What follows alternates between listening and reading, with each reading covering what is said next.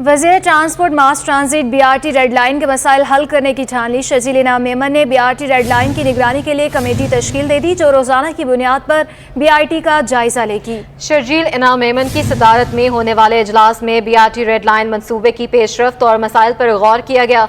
इजलास में BRT red line मनसूबे की फिजिकल इंस्पेक्शन के लिए टीम को आज ही दौरा करने की हिदायत की गई है। टीम रोजाना की बुनियाद पर काम का जायजा लेगी। शर्जील इनाम मेमन ने रेड लाइन BRT मंसूबे में कोई कसर ना छोड़ने की हिदायत की। बोले मंसूबे की जल्द तकमील के लिए तमाम स्टेक होल्डर्स की काविशों की ज़रूरत है। इनका कहना था कि कोशिश होनी चाहिए कि प्रोजेक्ट पर काम के दौरान शहरियों को किसी भी किस्म की तकलीफ का सामना ना करना पड़े। इजलास में secretary transport Salim Rajput, CEO trans Karachi Tufail Plejo, trans Karachi BOD chairman Suresh Lodhi भी शामिल थे।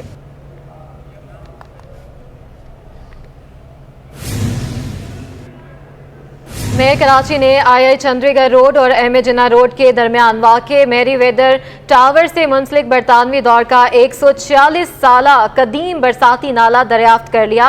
मुर्तज़ा वहाब की काविश पर शहरियों ने बड़ी कामयाबी करार दिया है। मॉनसून की दस्तक में कराची भी मुतहरक हो गई हैं। मेरी वेदर टावर से मुंसलिक बरतानवी दौर का 146वां कदीम बरसाती नाला दरियाफ्त किया गया है। नाले की सफाई से शहर के तिजारती मरकज में बारिशों के दौरान सैलाबी सूरत हाल नहीं होगी। सन 1877 में ब्रिटिश गवर्नमेंट ने मेरी वेदर टावर का शाहकार तमीर किया तो इसके तरफ पानी की निकासी के लिए बरसाती नाला भी बनाया जो वक्त के साथ तामीराती मनसूबों तले दब गया था। मेयर कराची मुर्तज़ा वहाब ने गुज़श्ता शब शहर के दौरे के दौरान इस नाले को दरियाफ्त किया और उसकी एक माह में बहाली का भी ऐलान किया जिसे शहरी कदर की निगाह से देख रहे हैं। नाज़रीन, बिजली की लोड शेडिंग ने ताजर बरादरी की मुश्किलात में भी इजाफा कर दिया। ली मार्केट ताजर इत्तेहाद के जनरल सेक्रेटरी अब्दुल्ला यूसुफजई ने तिजारती मराकज़ में 6 से 8 घंटे बिजली की बंदिश पर तशवीश का इजहार किया। बोले बिजली आती नहीं, बिल ज्यादा भेज दिए जाते हैं। काविश मेमन की रिपोर्ट है।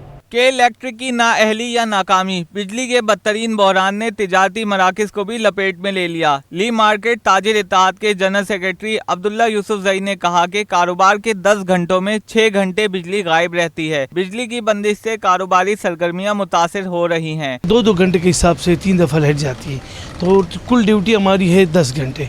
10 घंटे में 6 घंटे लाइट नहीं होती तो नेट ना होने की वजह से कारोबार भी बहुत मुतासिर हो रहे हैं, ख़ुसूसन कमर्शियल एरियाज़ का मतलब मार्केटों में।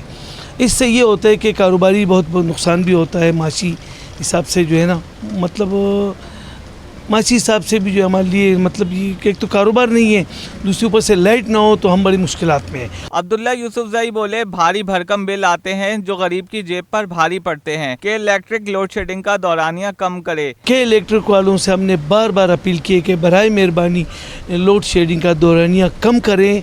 या अच्छा ये शिकायत करते हैं कि यहाँ कुंडे लगे हैं, लोग बिल नहीं भरते, तो आप देखिए यकीन करें कि बड़े बड़े लंबे लंबे बिल आते हैं जो गरीब आदमी के बस से बाहर होता है। आप ये बताएं कि गरीब आदमी 10,000, 15,000, 12,000 बिल किस तरह भरे।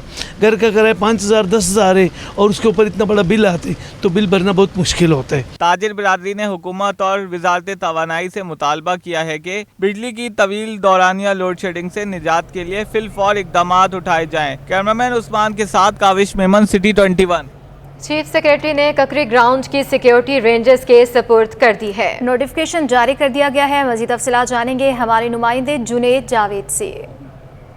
जी बिल्कुल, कराची नेबरहुड इम्प्रूवमेंट प्रोजेक्ट के तहत सिंध हुकूमत और वर्ल्ड बैंक के ताउन से ककरी ग्राउंड की तामीर का काम जो है वो अब हतमी मराहिल में हम देख रहे हैं कि दाखिल होता चला जा रहा है। यहाँ पर अरबों रुपए की लागत से जो है वो न सिर्फ स्टेडियम बनाया गया है बल्कि कराटे के लिए एक अलग बिल्डिंग बनाई गई है, बॉक्सिंग के लिए एक अलग बिल्डिंग बनाई है। आवाम की तफरीह के लिए जो है वो खेलों की सहूलियात फराहम करने के लिए एक बेहतर तरीके से जो है इस पार्क को डेवलप किया गया है। अब अचानक इस तमाम मामले में जो है वो चीफ सेक्रेटरी की जानिब से एक लेटर निकाला गया है और यहाँ की जो सिक्योरिटी के फ़राइज़ हैं वो रेंजर्स के सुपुर्द करने के जो है अहकामात जारी कर दिए गए हैं। सिंध रेंजर्स अब से जो है वो ककरी ग्राउंड की न सिर्फ सिक्योरिटी देखेगी बल्कि यहाँ पर जितनी भी सिक्योरिटी के हवाले से मॉनिटरिंग होगी वो भी रेंजर्स ही यहाँ पर जो है वो फ़राइज़ अंजाम देगी।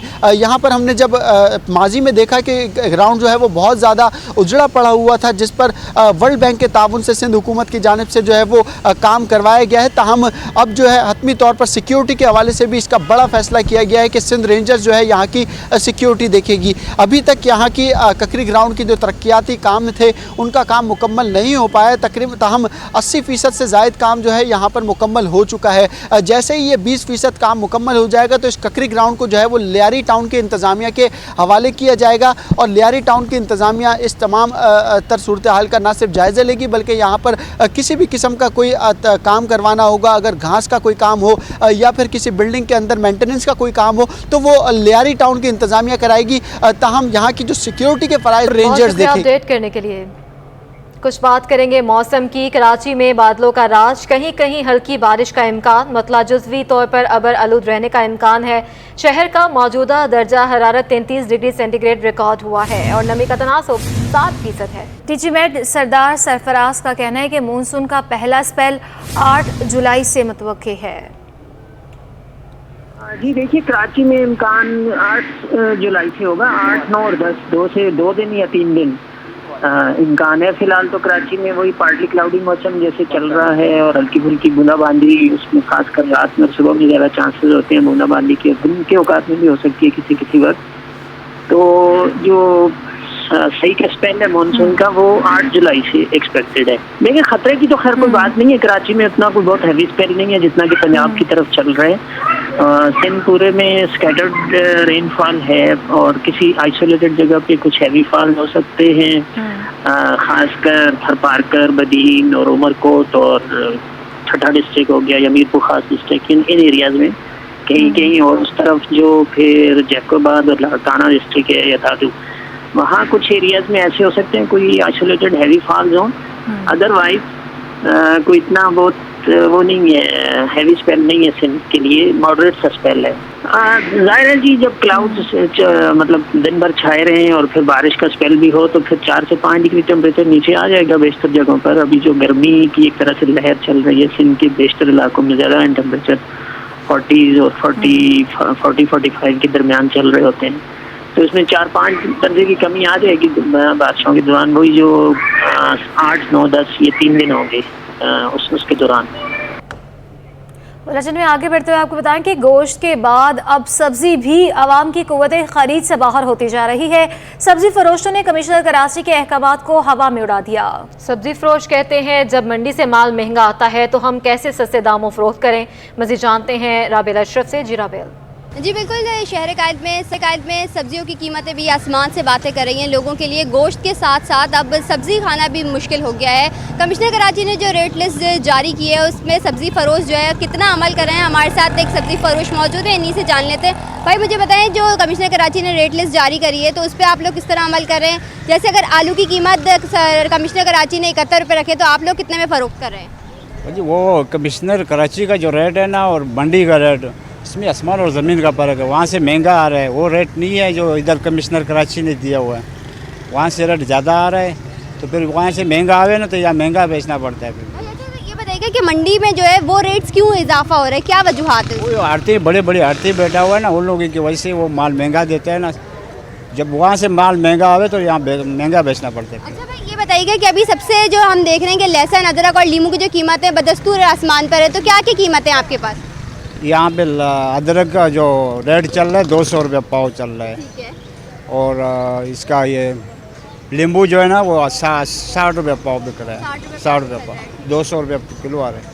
ठीक है जी बिल्कुल, जैसे कि आपने सुना हमारे साथ सब्जी फरोश मौजूद थे। उनका ये कहना है कि कमिश्नर कराची की रेट लिस्ट में और मंडी के भाव में बहुत ज़्यादा फ़र्क है, जिसकी वजह से हम कमिश्नर कराची के रेट लिस्ट पे फ़रोख्त नहीं कर पा रहे क्योंकि माल ही महंगा मिलेगा। तो ये कैसे अपना ये जो माल है सब्ज़ी जो है वो